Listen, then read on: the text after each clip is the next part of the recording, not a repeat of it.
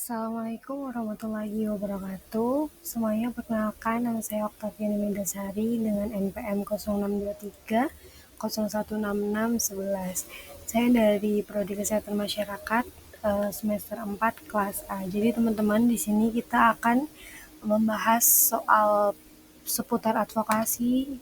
Tentunya nantinya akan dibahas juga pengertian advokasi, terus kemudian aja tujuan advokasi, terus sasaran, manfaat, metode, dan tahapan advokasi, terus kemudian contoh advokasi dalam bidang kesehatan yang memang sudah diterapkan di uh, salah satu program yang ada di masyarakat biasanya, seperti itu.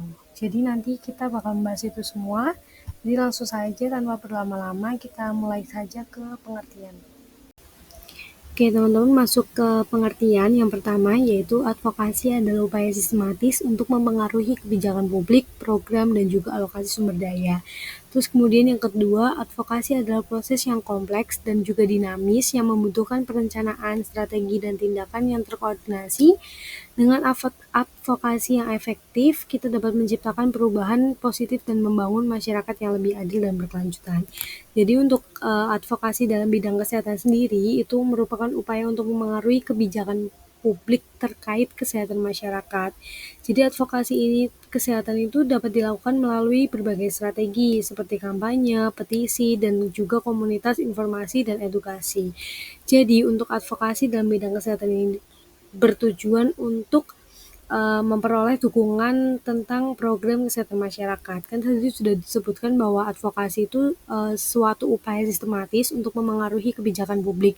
Jadi nantinya advokasi kesehatan ini misalkan kita mau melakukan advokasi kesehatan bertujuan untuk mempengaruhi kebijakan publik tentang suatu kebijakan kesehatan atau program kebijakan kesehatan yang dilakukan. Jadi kita bisa mengubah program itu menjadi lebih baik ataupun nantinya kalau misalkan kita memang punya suatu program yang bagus, itu juga kita bisa mengadakan advokasi yang untuk mendukung program-program kita yang ada. Bisa dengan cara kayak pendekatan melalui petinggi-petinggi desa, terus kemudian pemangku adat, terus kayak dari sekarang masih marak soal influencer itu juga bisa melalui itu semua. Jadi media-media yang bisa mempengaruhi masyarakat untuk lebih sadar atau lebih aware tentang kesehatan masyarakat.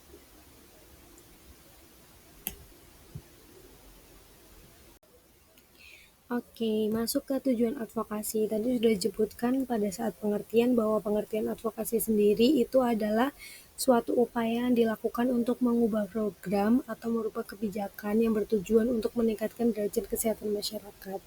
Jadi tujuan advokasi ini adalah yang pertama untuk membentuk pemahaman dan kesadaran. Jadi advokasi ini bertujuan untuk meningkatkan pemahaman masyarakat mengenai isu-isu kesehatan yang penting. Jadi advokasi ini tuh bertujuan untuk memberikan pengertian atau memberikan pemahaman kepada masyarakat yang lebih rinci sehingga masyarakat ini menjadi sadar dan juga menjadi lebih peka akan hak dan kebutuhan mereka untuk meningkatkan derajat kesehatan.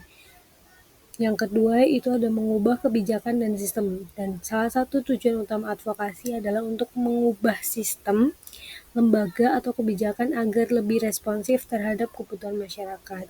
Jadi advokasi ini sendiri juga bertujuan untuk mengubah sistem yang menjadikan kebijakan ini tuh lebih responsif terhadap kebutuhan masyarakat. Jadi lebih peka terhadap kebutuhan masyarakat untuk meningkatkan derajat kesehatan mereka, seperti apa kebutuhan dan juga sistem-sistem yang dibutuhkan oleh masyarakat saat ini.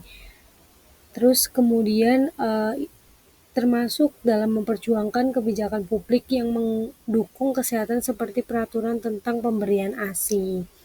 Terus kemudian yang ketiga memberikan dukungan kepada kelompok-kelompok rentan. Jadi advokasi ini juga berfungsi untuk membantu kelompok-kelompok yang terpinggirkan atau ditolak oleh sistem pelayanan kesehatan dengan cara memberikan dukungan dan akses yang lebih baik kepada mereka. Jadi ini juga bisa banget buat teman-teman misalkan merasa bahwa kalian tuh kalau misalkan mau melakukan pelayanan kesehatan itu selalu ditolak atau kemudian susah atau diputer-puter biasanya seperti itu juga bisa melalui media advokasi kesehatan. Terus kemudian yang keempat, mendorong tindakan nyata. Advokasi mendorong tindakan nyata dalam menyelesaikan masalah kesehatan serta menciptakan kepedulian di antara masyarakat untuk terlibat dalam solusi. Lanjut lagi ke sasaran. Oke, teman-teman lanjut ya untuk sasaran dari advokasi sendiri. Itu yang pertama kayak tadi yang disebutkan pada tujuan advokasi untuk membantu masyarakat yang terpinggirkan. Tentu saja sasaran yang pertama di sini adalah masyarakat yang terpinggirkan. Jadi membantu kelompok yang seringkali tidak memiliki suara dalam pengambilan keputusan atau yang terabaikan oleh sistem. Di sini oleh sistem kebijakan kesehatan atau pelayanan kesehatan. Terus kemudian yang kedua itu ada kesadaran publik. Jadi untuk meningkatkan pemahaman dan kesadaran masyarakat mengenai isu-isu penting yang memerlukan perhatian.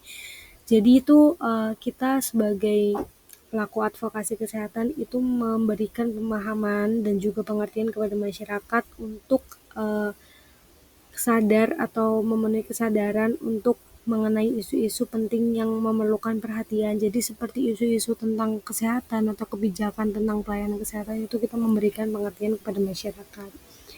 Jadi yang ketiga itu perubahan kebijakan. Jadi mempengaruhi pembuatan dan perubahan kebijakan publik agar lebih responsif terhadap kebutuhan masyarakat. Kayak tadi yang disebutkan pada saat tujuan advokasi sendiri itu juga bertujuan untuk publik itu supaya lebih responsif terhadap suatu program ataupun apa.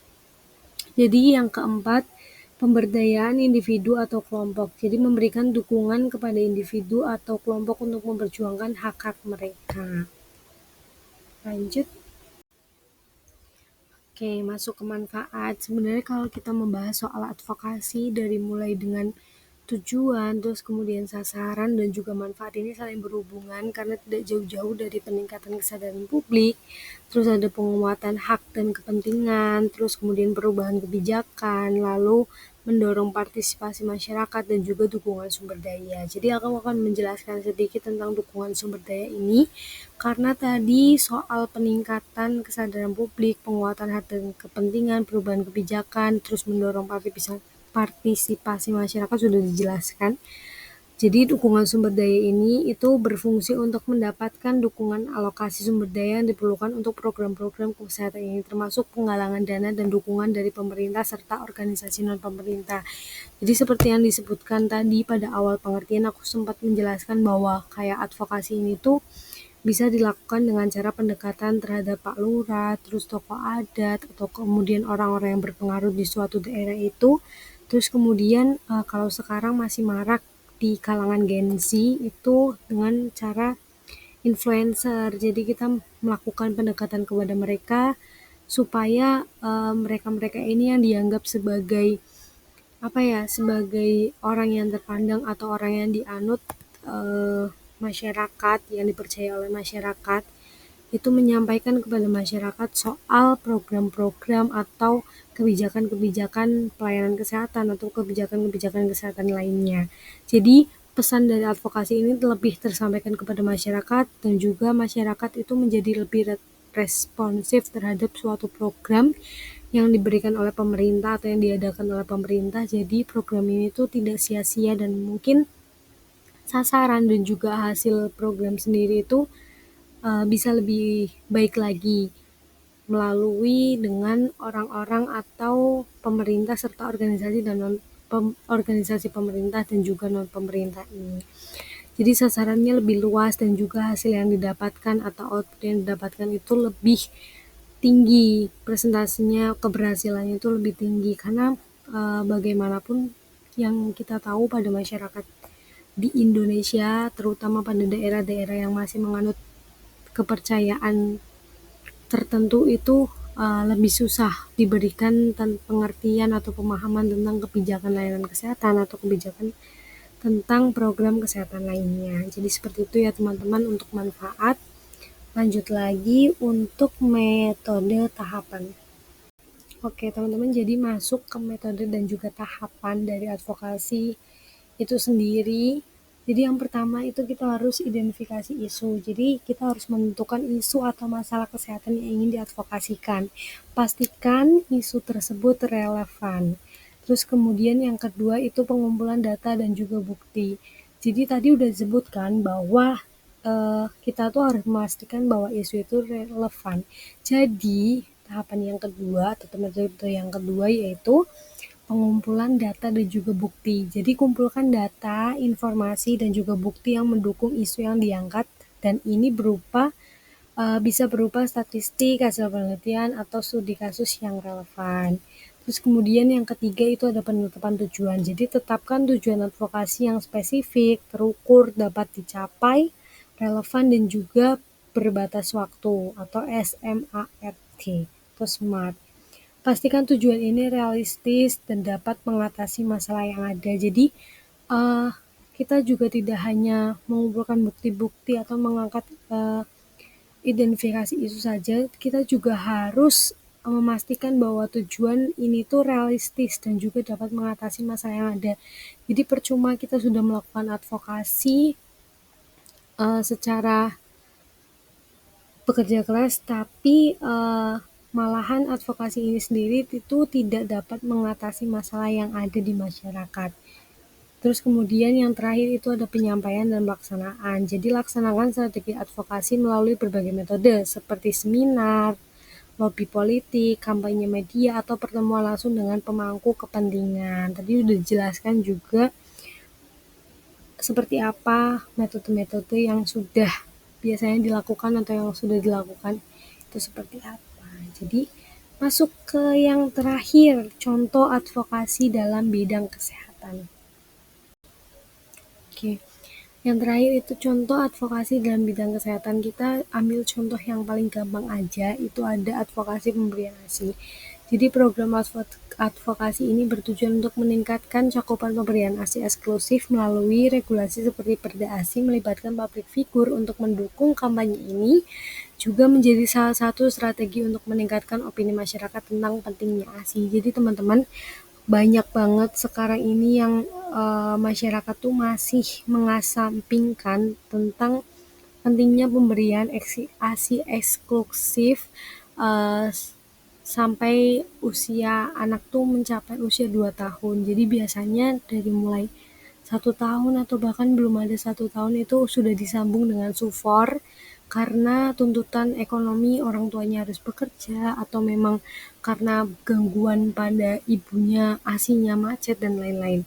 Jadi advokasi bidang ini tuh memberikan pemahaman dan juga pengertian kepada masyarakat itu bisa melalui kayak tadi seminar, terus kemudian kayak promosi lewat media sosial, melalui public figure, terus kemudian pamflet-pamflet yang disebarkan pada ibu hamil, bahkan juga di buku KIA ibu hamil, kalau nggak salah yang buku warna pink, itu juga di dalamnya diberikan pengertian bahwa ASI eksklusif itu sangat penting untuk bayi dari mulai usia 0 sampai dengan 2 tahun.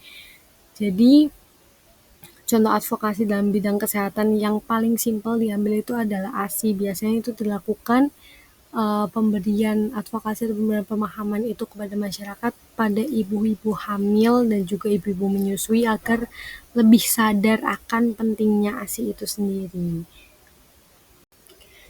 Oke, udah presentasi dari saya seputar advokasi, terus pengertian, tujuan advokasi, sasaran, manfaat, metode tahapan, dan juga contoh advokasi yang paling gampang ditemui di sekitar kita. Dari saya sekian, mohon maaf apabila ada kesalahan kata, mohon maaf apabila informasi yang saya sampaikan tidak lengkap atau masih banyak yang kurang, mohon maaf sekali lagi. Terima kasih teman-teman. Wassalamualaikum warahmatullahi wabarakatuh.